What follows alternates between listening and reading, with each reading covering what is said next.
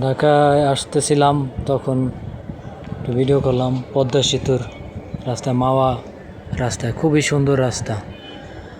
অনেক দিন পর ঢাকায় আসলাম। ঢাকায় খুবই সুন্দর লাগে, এই এলাকার রাস্তাটা এতটাই সুন্দর, খুবই সুন্দর। যারা এই যে এই রাস্তায় চলাচল করে তারাই বোঝে কীরকম রাস্তা, খুব সুন্দর রাস্তা। আর পরিবেশটা এতটাই সুন্দর, মেঘ খুব সুন্দর, আকাশটা এতটাই যে নীল, খুব সুন্দর লাগছে। তখন একটু ভিডিও নিলাম। আর ভিডিও তো বাস্তবে তো ভিডিও করাও যায় না ভালোভাবে,